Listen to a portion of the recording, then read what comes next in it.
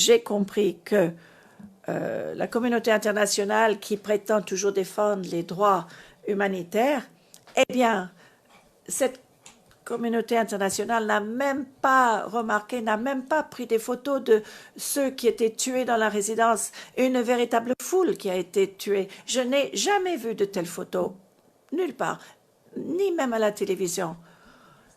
J'aurais bien aimé qu'ils viennent avec les noms des personnes qui ont été tuées à l'intérieur et autour de la résidence pour que la communauté internationale puisse les voir.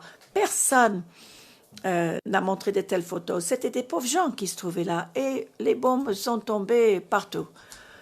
S'ils avaient voulu attraper Gbagbo, eh ben, c'était facile à faire.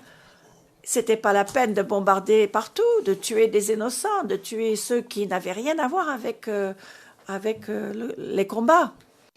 Alors, je suis revenue par la suite, le jour où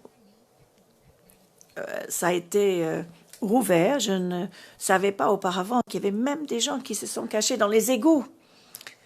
C'est la première fois que le général responsable des opérations est venu avec beaucoup de chars blindés. Et j'ai compris, on doit avoir une vidéo de l'arrestation de Gbagbo, la manière dont on l'a traité, le harcèlement qu'il a subi. La porte était blindée et ils ont réussi néanmoins à forcer le passage à l'aide de AK-47.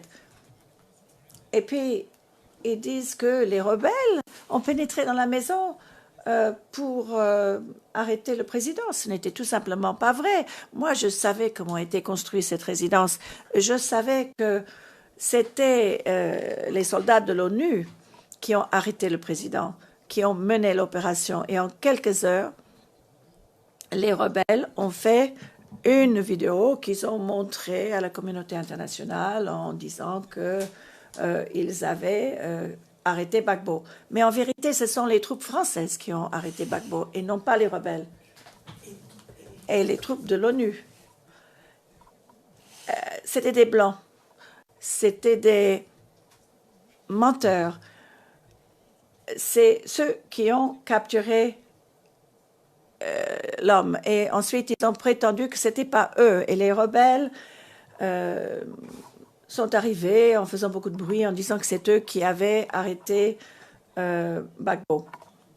Et alors, on a fait appel aux militaires fidèles à Ouattara en disant « je veux que vous essayiez de voir cette vidéo. »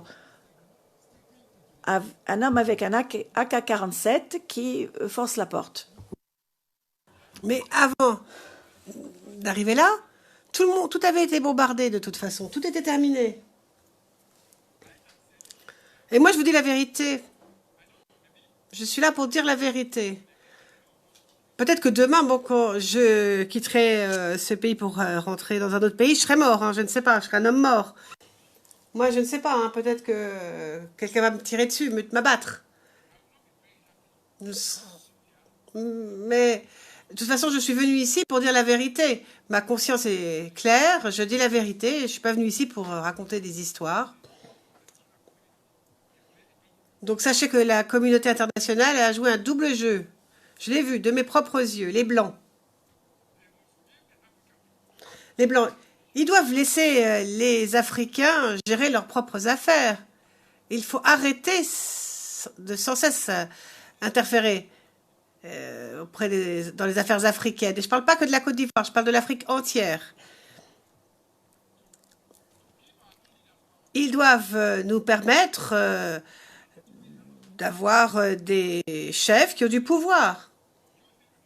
Ils ne peuvent pas nous diriger comme ça à distance par procuration. Je ne suis pas d'accord.